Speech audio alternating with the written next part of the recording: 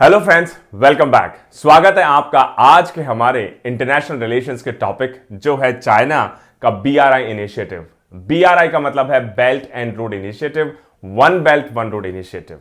सबसे पहले समझेंगे कि ये टॉपिक एक्चुअली है क्या, उसके बाद समझेंगे कि बीआरआई के थ्रू चाइना एक्चुअली क्या अचीव करने की कोशिश कर रहा है। उसके बाद हम समझने की कोशिश करेंगे कि किस तरीके से इस इनिशिएटिव के थ्रू ईस्ट हेमिस्फीयर को वेस्टर्न हेमिस्फीयर के साथ कनेक्ट करने की कोशिश है।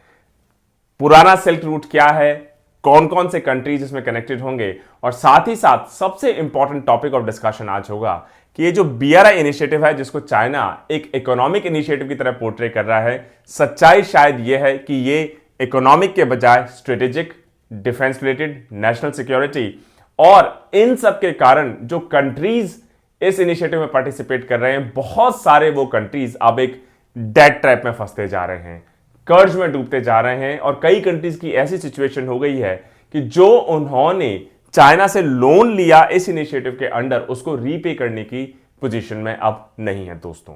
तो आइए शुरू करते हैं। सबसे पहले ही तो टॉपिक न्यूज में क्यों रहा।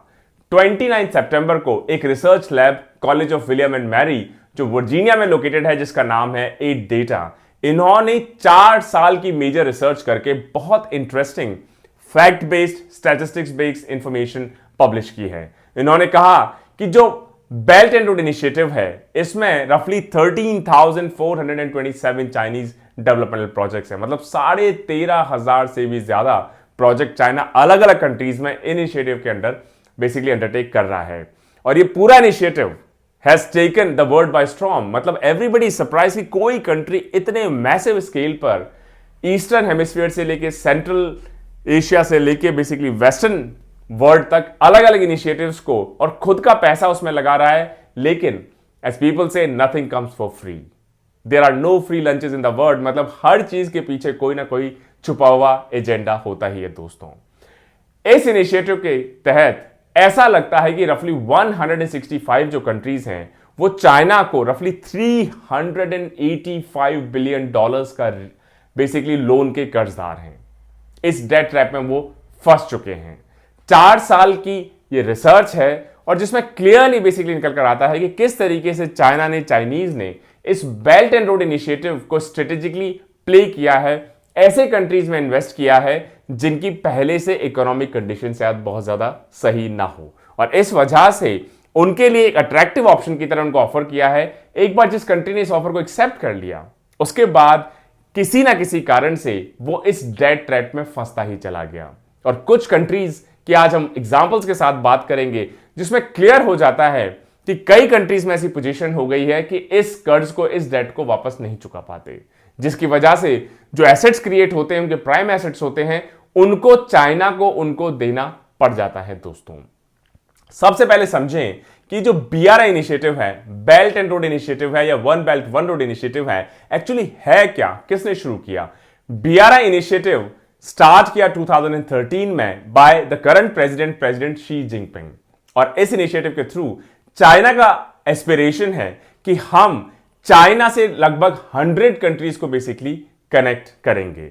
और इतना क्रिटिकल इसको चाइना के डेवलपमेंट के लिए या फ्यूचर स्ट्रेटेजी के लिए माना जाता है कि 2013 में स्टार्ट ये इनिशिएटिव 2017 में चाइनीज कॉन्स्टिट्यूशन में एम्बेड कर दिया गया। ये जो इनिशिएटिव है या जो प्रोजेक्ट्स हैं बीआरआई के अंडर, ये बेसिकली फोकस करते हैं कि किस तरीके से फिजिकल इंफ्रास्ट्रक्चर को इंप्रूव किया जाए जो भी कंट्री इसमें पार्टिसिपेट करना चाहते हैं। इसके अलावा अलग अलग trade routes, trade transport corridors को ओपन अप किया जाए, और रफली वो बेसिकली कॉरिडोर्स जो कि अगर आप हिस्टोरिक या आप प्राचीन पुराने सिल्क रोड को बेसिकली देख लें तो उसके ही लाइंस पे इन नए ट्रेड कॉरिडोर्स को एस्टैब्लिश किया जाएगा। अच्छा, इसमें सिर्फ लैंड कॉरिडोर्स इन्वॉल्व हैं या सी कॉरिडोर्स भी, दोनों। तो इसमें लैंड कॉरिडोर्स को भी डेवलप किया जाएगा, साथ ही साथ सी कॉरिडोर्स को भी डेवलप किया जाएगा। जो बीआरआई है ये चाइना को पूरे वर्ल्ड के साथ कनेक्ट करेगा, physically, financially, digitally and of course socially. This is as per United Nations Development Programme UNDP report. जो बीआरआई नेटवर्क है, इन 100 कंट्रीज में से रफली 40 कंट्रीज हैं सब सहारन अफ्रीका में, रफली 30 कंट्रीज हैं यूरोप एंड सेंट्रल एशिया में, जिसमें से रफली 18 कंट्रीज हैं यूरोपियन यूनियन में, मतलब डेवलप्ड वर्ल्ड भी इससे पूरी तरह इन्फ्लुएंस्ड रहेगा। 20 कंट्रीज हैं ईस्ट एशिया में, 17 है middle east and north Africa में, 19 है लैटिन अमेरिका और कैरेबियन में, और 6 हैं साउथ ईस्ट एशिया में। कई इंटरनेशनल इंस्टीट्यूशंस जैसे international institute on green finance, इन्होंने कई तरह का डेटा पब्लिश किया है, और यह भी एक एलिगेशन है कि जो डेटा चाइनीज अथॉरिटीज प्रोवाइड करती हैं इस इनिशिएटिव या बीआरआई इनिशिएटिव से लेकर, वो ज्यादातर मैनिपुलेटेड डेटा होता है। क्या इंडिया बीआरआई का पार्ट है? नहीं। क्या पाकिस्तान बीआरआई का पार्ट है? Of course yes, through CPEC. अब इस मैप में आप देखेंगे कि चाइना से बहुत सारे सिटीज बेसिकली कनेक्ट करेंगे। Kuala Lumpur, Jakarta, Colombo, even Kolkata Bangladesh, Nairobi, Athens, Venice, Rotterdam, Moscow, Istanbul, Tehran, Samarkand, Bishkek, Almaty, बहुत सारे डिफरेंट कंट्रीज।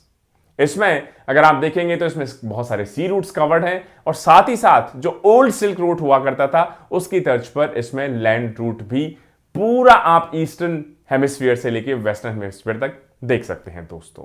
तो just imagine the shear size of this project. अच्छा, ये जो नई फाइंडिंग है 8 डेटा रिपोर्टिंग, एक्चुअली इसकी क्या इंपॉर्टेंट ऑब्जर्वेशंस हैं। 8 डेटा के हिसाब से चाइना लगातार लगभग 100 ऐसे कंट्रीज जो कि लो इनकम है या मिडिल इनकम कंट्रीज हैं, जिनको LMICs कहा जाता है, उनको इस BRI इनिशिएटिव के तहत अपने डेवलपमेंटल प्रोजेक्ट्स के लिए फंड कर रहा है। लेकिन किस किस कंट्री को फंड करता है, किस किस इनिशिएटिव में फंड करता है, क्या उसकी बेसिकली टर्म्स एंड कंडीशंस होती हैं, कितना किसको लोन देता है, कितना रीपे कर पा रहे हैं, कितना जो इन्वेस्टमेंट है उस पर रेट ऑफ रिटर्न है। कि अगर आपने मान लीजिए पोर्ट बनाया, लेकिन पोर्ट अगर आपका कमर्शियली वायबल नहीं है तो इवेंचुअली वो पोर्ट डूब जाएगा। अगर आपने मान लीजिए एयरपोर्ट बनाया, सेम सिचुएशन हो सकती है। मान लीजिए कोई और इंफ्रास्ट्रक्चर आपने प्रिपेयर किया, प्रोड्यूस किया, और अगर फाइनेंशियली वायबल नहीं है तो उसकी वायबिलिटी से रिलेटेड डेटा चाइनीज अथॉरिटीज बिल्कुल भी किसी के साथ शेयर नहीं करती हैं। तो इसको काफी सीक्रेटिव और वेग इनिशिएटिव माना गया है। चाइना की अनविलिंगनेस है कि ये क्योंकि डेटा किसी को प्रोवाइड नहीं करता, तो जो इंडिपेंडेंट इंस्टीट्यूशंस हैं वो इसके द्वारा जो फाइनेंस इनिशिएटिव्स हैं इन कंट्रीज में, उसकी क्या कॉस्ट होगी, क्या बेनिफिट होगी, क्या उसका बेसिकली रेशियो होगा, क्या कमर्शियली वायबल है या नहीं, कौन से प्रॉफिट में है, कौन से नुकसान में है, इसको कोई भी लार्ज स्केल पे असेस नहीं कर पा रहा है दोस्तों।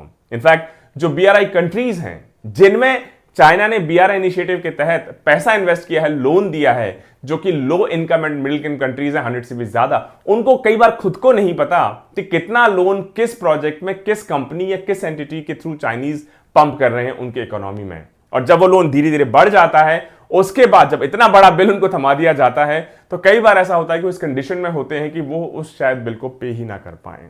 जो रिपोर्ट है कई इंपॉर्टेंट एस्पेक्ट्स पे फोकस करती है कि जो इंफ्रास्ट्रक्चर प्रोजेक्ट्स हैं इनको इंप्लीमेंट करने में क्या रिस्क है, उसके अलावा रिस्क रिवॉर्ड जो बैलेंसिंग है उसका बेसिकली क्या अभी स्टेटस है, साथ ही साथ चाइना का जो फाइनेंसिंग प्रोग्राम्स है फॉरेन प्रोजेक्ट्स को, उसका क्या स्केल है दोस्तों।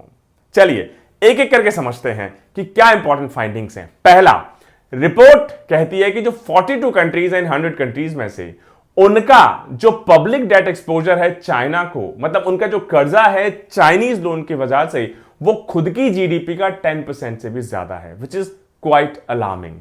इसका मतलब 42 जो BRI कंट्रीज हैं अपनी जीडीपी का 10% से भी ज्यादा हिस्सा चाइना को ओन करते हैं। सेकंड, जो 70% है चाइनीज लोन्स, वो उनकी गवर्नमेंट को नहीं दिए जाते, लेकिन ऐसी कंपनीज को दिए जाते हैं, ऐसी चाइनीज कंपनीज को दिए जाते हैं जो उन प्रोजेक्ट्स को टेकअप करती है उन कंट्रीज में से। इसका मतलब अगर प्रोजेक्ट में फायदा होगा तो चाइनीज कंपनी उस बेनिफिट को उठाएगी, जो कि फिर पंप किया जाएगा चाइना में।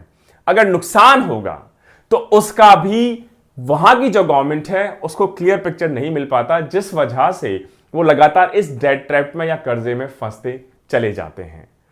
दो प्रॉब्लम्स हैं कि जो चाइना का एक्चुअल लोन है, ऐसा लगता है कि जो पब्लिश लोन अमाउंट है या ऑफिशियल जो ये नंबर्स करते हैं उससे कहीं ज्यादा है, और इस वजह से जो बहुत सारी कंपनीज हैं या जो कंट्रीज हैं लो एंड मिडिल इनकम कंट्रीज, उनका जो डेट है वो अंडर रिपोर्टेड चला जाता है, और इस वजह से एक्सटर्नल एजेंसीज जैसे कि वर्ल्ड बैंक हो या IMF हो, वो प्रॉपर्ली एसेस नहीं कर पाती कि उन कंट्रीज की फाइनेंशियल कंडीशन क्या है। साथ ही साथ वो ये भी असेस नहीं कर पाते कि बहुत सारा हो सकता है पैसा जो चाइनीज पंप कर रहे हो बीआरआई इनिशिएटिव के थ्रू, वो उनको शायद वापस ना मिल पाए, जो एक इंपैक्ट कर सकता है चाइना की फाइनेंशियल स्टैंडिंग या फाइनेंशियल रेटिंग पर। तो क्योंकि नेगेटिव इंपैक्ट नहीं होने देना चाहता चाइना, और जैसा हमने पिछले लेक्चर में बताया कि जो ईज ऑफ डूइंग बिजनेस है उसको भी चाइनीज 2017 या उससे पहले भी हो सकता है लगातार अनड्यूली इन्फ्लुएंस करने की कोशिश कर रहे हैं ताकि आर्टिफिशियली उनकी रैंकिंग को अच्छा दिखाया जा सके। उसी तर्ज पर यहां पर भी चाइनीज ओपेकनेस की वजह से, फाइनेंशियल डिस्क्लोजर ना होने की वजह से, चाइना की खुद की फाइनेंशियल कंडीशन, साथ ही साथ उन कंट्रीज की जिनमें यह पैसा पंप किया जाता है उनकी कंडीशन भी काफी ट्रांसपेरेंट नहीं है। इस वजह से बहुत सारे लोन्स हो सकता है कि जो कंपनीज है वहां पे काम कर रही हैं उनकी बैलेंस शीट या खुद वो कंट्रीज या चाइना का बेसिकली जो सॉवरेन डेट है उसमें रिफ्लेक्ट ना होता हो। इस वजह से जो कंपनीज हैं उनको लगता है अगर हमें नुकसान हुआ तो चाइनीज गवर्नमेंट हमें फंड करेगी, हमें सपोर्ट करेगी, और इस वजह से वो भी इस इंफॉर्मेशन को किसी के साथ शेयर नहीं करते। तो एक्चुअली पूरा क्या माया जाल है, अगर इसको आप एक सिंगल टर्म में कहना चाहें तो इसके लिए एक टर्म डिवाइस की गई है जिसको कहा जाता है डेट ट्रैप डिप्लोमेसी। मतलब ऐसी डिप्लोमेसी, ऐसा इंटरनेशनल रिलेशन जिसमें अल्टीमेटली जो दूसरा कंट्री है वो कर्ज में दबता चला जाए, डेट में दबता चला जाए। तो ये जो प्रेडेटरी लोन पॉलिसीज हैं, कई कंट्रीज ने, कई इंटरनेशनल इंस्टीट्यूशंस ने, कई रिसर्च इंस्टीट्यूशंस ने चाइना को एलेज किया है कि China debt trap diplomacy basically practice करते हैं। और ये जो टर्म है डेट ट्रैप डिप्लोमेसी, ये एग्जिस्टेंस में आई जब श्रीलंका ने पार्टिसिपेट किया इस इनिशिएटिव में, बेल्ट एंड रोड इनिशिएटिव, और चाइना ने हम्बनटोटा पोर्ट डेवलपमेंट प्रोजेक्ट है उसके लिए श्रीलंका को काफी लोन दिया। लेकिन ये जो पोर्ट है ये चाइनीज मनी और खासतौर से export import bank of China इसने कंस्ट्रक्ट किया, फंड किया, फाइनेंस किया 2007 से लेकर 2016 तक। और 2015-16 में श्रीलंका की यह हालत हो गई कि पोर्ट तो डेवलप हो गया बहुत सारी फंडिंग लेके चाइना से, लेकिन उस पोर्ट पे ना ही तो शिप्स आते हैं और बहुत पहले से क्लियर था कि यह commercially business point of view से वायबल नहीं है। चाइना ने जब अपना पैसा वापस मांगना शुरू किया तो श्रीलंका ने 2015 में अपने हाथ खड़े कर दिए, और 2015 जनवरी में श्रीलंका का जो एक्सटर्नल डेट था, जो दूसरे कंट्रीज को चुकाना था, उसका 10% सिर्फ चाइना ओन करता था। और सिमिलरली चाइना जब फोर्स करने लगा श्रीलंका को कि हमारा पैसा वापस दें, तो श्रीलंका के पास क्योंकि खुद के पास अवेलेबल फंड्स नहीं थे, तो उन्होंने फाइनली 2017 में जो हम्बनटोटा पोर्ट है इसका मेजॉरिटी स्टेक एक चाइनीज कंपनीज को देना पड़ा ताकि वो ऑपरेट कर पाए। और जुलाई 2017 में China merchants ports holding company, जिसका जो कंट्रोलिंग स्टेक है वो चाइनीज गवर्नमेंट के पास है, उनकी एक डील हुई श्रीलंका पोर्ट्स अथॉरिटी, और जिसमें इस हम्बनटोटा पोर्ट में इस चाइनीज कंपनीज को 70% कंट्रोलिंग स्टेक दे दिया गया है। दोस्तों, ये जो पोर्ट है, इस पोर्ट के आसपास रफली 15,000 एकर्स ऑफ लैंड है। तो पोर्ट तो मिला ही मिला, पोर्ट से ज्यादा इसके आसपास की बहुत सारी लैंड भी चाइनीज कंट्रोल में चली गई। सिमिलरली मॉन्टेनेग्रो का अगर हम देख लें तो मॉन्टेनेग्रो भी सिमिलर क्राइसिस बेसिकली फेस कर रहा है। मॉन्टेनेग्रो ने चाइनीज लोन लिया ताकि एक हाईवे बना सकें जो कि एड्रियाटिक पोर्ट ऑफ बार को कनेक्ट करेगा सर्बियन कैपिटल बेलग्रेड से। लोन की कीमत रफली 1.3 बिलियन यूरोस थी, जिसकी वजह से जो कंट्री है मॉन्टेनेग्रो, इसका जो डेट है श्रीलंका का रफली 10% हुआ, इसका 63% हो गया अपनी जीडीपी का 2012 में, जो धीरे धीरे बढ़कर 2019 में रफली 80% ऑफ द जीडीपी, मतलब रफली पूरे कंट्री की जीडीपी चाइना का कर्जदार हो गया दोस्तों। और इसके कारण, इसके बदले में चाइना को फिर मॉन्टेनेग्रो को राइट्स देने पड़े कि आप हमारी जमीन गिरवी रख लीजिए या आप उसको अपने हिसाब से यूटिलाइज कर सकते हैं। एक और एग्जांपल, मालदीव्स का 78% जो फॉरेन डेट है वो चाइना को ही ओन करता है। साथ ही साथ जो चाइनीज हैं वो आर्ग्यू करते हैं कि हम पुअर कंट्रीज की मदद करते हैं, उनको लोन देके, इंफ्रास्ट्रक्चर प्रोडक्ट्स डेवलप करके, लेकिन जो क्रिटिक्स हैं वो चाइना को अक्यूज करते हैं कि आप ऐसे कमजोर और वीक कंट्रीज या poor countries, middle income countries को आप ऐसी टर्म्स पे लोन देते हैं, ओपेक टर्म्स पे लोन देते हैं कि एक बार तो वो एंटाइज हो जाते हैं, लेकिन धीरे धीरे धीरे अपनी डेट ट्रैप में फंस जाते हैं, आपका लोन चुका नहीं पाते हैं और आप उनके एसेट्स को टेक ओवर कर लेते हैं, हड़प लेते हैं। क्या लार्जर पिक्चर है? कई सारे आर्टिकल्स अगर आप देखें तो चाइना बेसिकली ऐसे आर्टिकल्स को फंड करता है जिसमें दिखाता है कि जो डेट इश्यू है इन कंट्रीज का वो चाइनीज पॉलिसी की वजह से नहीं, लेकिन उन कंट्रीज की खुद की मिसमैनेजमेंट की वजह से है। हम्बनटोटा का एग्जांपल दे लीजिए। हम्बनटोटा जब डील बेसिकली साइन हो रही थी श्रीलंकन पोर्ट्स अथॉरिटी के साथ या श्रीलंकन गवर्नमेंट के साथ, तो चाइनीज अथॉरिटी ने शायद कमर्शियल वायबिलिटी की बजाय इसको डिफेंस पॉइंट ऑफ व्यू से, स्ट्रेटेजिक पॉइंट ऑफ व्यू से, और चाइना का जो स्ट्रिंग ऑफ पर्ल स्ट्रेटेजी है कि चाइना अपनी नेवल फैसिलिटीज बनाएगा जो मेनलैंड चाइना है वहां से होते हुए, सी रूट से होते हुए जो हॉर्न ऑफ अफ्रीका है वहां तक, और इंडिया को चारों तरफ से घेर लेगा अपनी नेवीज के थ्रू या फिर स्ट्रिंग ऑफ पर्ल्स के थ्रू। उसकी कड़ी में हम्बनटोटा एक इंपॉर्टेंट एलिमेंट रहा है। और श्रीलंकन अथॉरिटीज भी इस बात को मानती हैं कि जब ये नेगोशिएशंस हो रहे थे हम्बनटोटा पोर्ट के, तो चाइनीज ने कई बार कहा कि इकोनॉमिक इंटरेस्ट के साथ साथ हमारे लिए बहुत इंपॉर्टेंट स्टैटिक एसेट भी है। तो इसका मतलब कि शायद इकोनॉमिक एड, फाइनेंशियल एड या डेवलपमेंटल एड सिर्फ एक बहाना हो, चाइनीज के हो सकता है कि असली एम, मंशा कुछ और हो। दोस्तों, अब बहुत सारे डेवलपमेंट हमको देखने मिले हैं चाइना को काउंटर बैलेंस करने के लिए, जैसे इंडो पैसिफिक में क्वाड, जिसपे हमने 2 डिटेल लेक्चर्स लिए हैं, साथ ही हाल ही में जो न्यूक्लियर पावर्ड सबमरीन डील है between Australia, US and United kingdom, इससे रिलेटेड। तो अब यह बहुत क्लियर हो गया है कि चाइना जो अपना असर्टिवनेस कर रहा था डेमोन्स्ट्रेट पूरे एशिया पैसिफिक में और इनफैक्ट अक्रॉस द ग्लोब, इसको काउंटर बैलेंस करने के लिए जो बाकी कंट्रीज हैं, खासतौर से United states of America, United kingdom, France, India, Australia and Japan, इन्होंने अपनी कमर कस ली है। अब देखना होगा दोस्तों कि अगले कुछ सालों में, डिकेड्स में, ये जियोपॉलिटिकल इशू कैसे प्ले आउट करता है। मुझे उम्मीद है दोस्तों आज का लेक्चर जो कि चाइना के बेल्ट एंड रोड इनिशिएटिव पे बेस्ड है, आपको पसंद आया होगा। Stay tuned for a next set of videos. Until then, जय हिंद, जय भारत।